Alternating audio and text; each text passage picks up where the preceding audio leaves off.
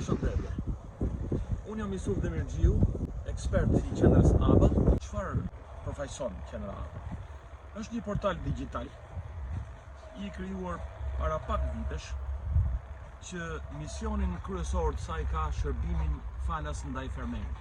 Përmjet demonstrimeve fushore, nëpërmjet përgatitjes së temave të ndryshme të cilat hidhen në platformën e ABA-s, shërbim shumë serioz është rubrika Pyet ekspertin, ku nëpërmjet kësaj kthehen dhe i shërbehet fermerit duke i kthyer përgjigje shumë shpejt për problematikat e ndryshme që fermeri në punë të ditë përditshme i has në kultivimin e kulturave të ndryshme të perimeve. Kjo qendër përveç meje që jam ekspert për perimet e fushës, ka disa kolegë të nderuar që trajtojnë problematika të perimeve të serave, të hortikulturës, të vreshtarisë, të ullishtarisë, në trajtimin e problematikave të mbashtrimit të blegtorisë, etj. Informacione me shumë vlera mund të përfitojë fermeri shqiptar tek kjo platformë është edhe informacione për tregun. Kështu që është një portal digital i cili ja vlen që secili të regjistrohet në një telefon inteligjent. Regjistrimi është shumë i thjeshtë, duke u regjistruar, duke u bërë antar, domethënë me regjistrim mund të jesh përdorues dhe përfitues i shumë shërbimeve, domethënë falas që kryen kjo platformë. Për kultivimin e lulelakrës në fushë.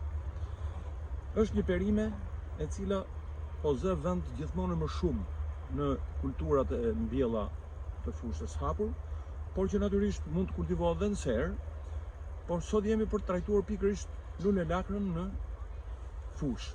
Jemi këtu në një parcel të njësisë administrative Maminas të Shijakut, ku si të shikohet, kemi një parcel me bim shumë të shëndetshme, uniforme, dhe që tregon për një përkujdesje dhe për një zbatim të saktë të teknologjisë kultivimit nga ana e fermerit. Jemi pothuajse në momentin e formimit kokave dhe prag vjeljes së kultivimit.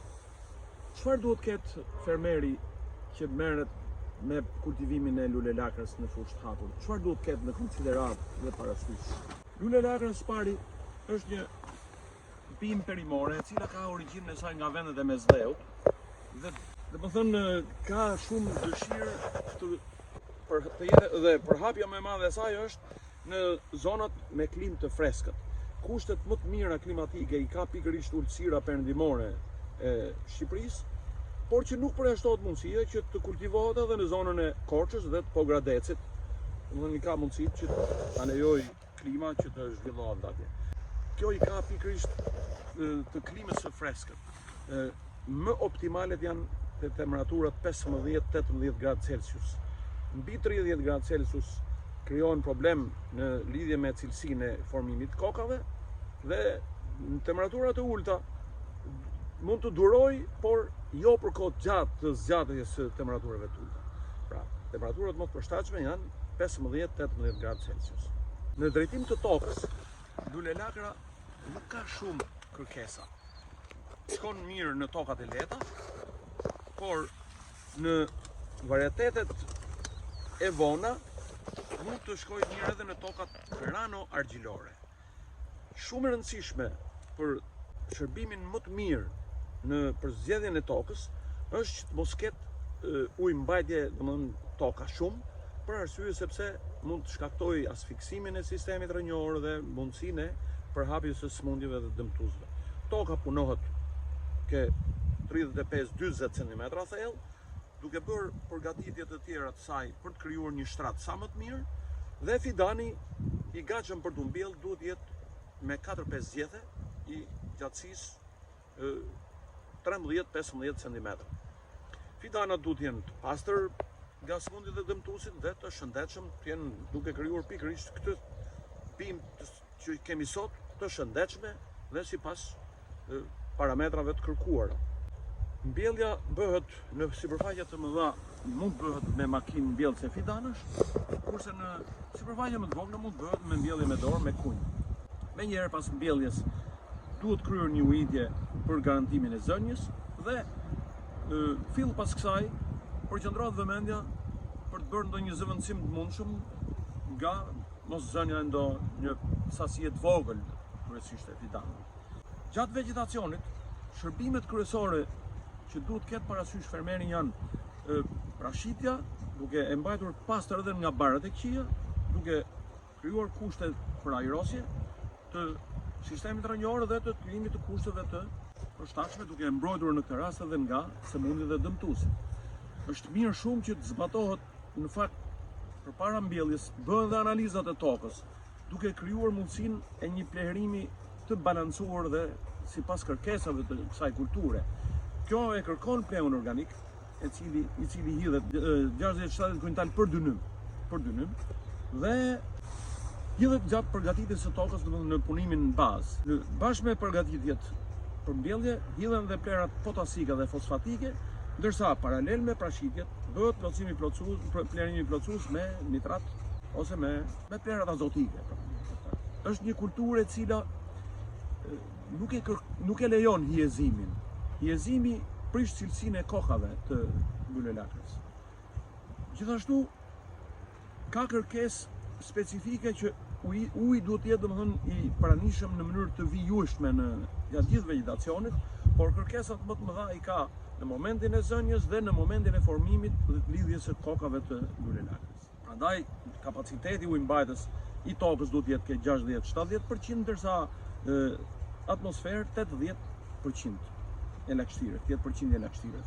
Këta janë kushtet më optimale për pacjen e kokave cilësore, pa deformime dhe uniforme. Ndërsmundjet kryesore që duhet ketë parasysh fermeri në kultivimin e lulelakrës janë hernia, që është hernia e lakrës, por që prek të tërë familjen e lakrave, është vrugu, është fuzarioza dhe nga dëmtuesit më specifik janë afitet dhe fluturat e natës, me ato larvat që janë dëmtuese të mëdha të gjetheve të pimëve të lulelakrës. Në kontrollin e sëmundjeve që sapo fola, është jo vetëm si parambrojtje, por edhe mas kontrolli shumë e mirë, trajtimi me preparatin e oksit klorurit akrit. Ndërsa sa i përket fiteve dhe larvave, mund përdoremi insekticidet kontaktit apo të sistemit, kurse si insekticid jo biologjik mund përdorim Bacillus thuringiensis, i cili jep rezultate shumë të mira. Siç thash në fillim, këtu sot jemi në një parcel ku po bëhet gati, domethënë lidhja e frutave dhe shumë shpejt fillimi i vjeljes. Unë do them shumë shkurt disa kërkesa të veçanta lidhur me kujdesin që duhet ketë fermeri në vjelje. Së pari, duhet ta presi kokën bashkë me 2-3 gjethe, ku këto gjethe do e mbledhin kokën e sapo vjelur në mënyrë që të ketë sa më shumë jetë gjatësi dhe durueshmëri në kohës zgjatjen për tregtim.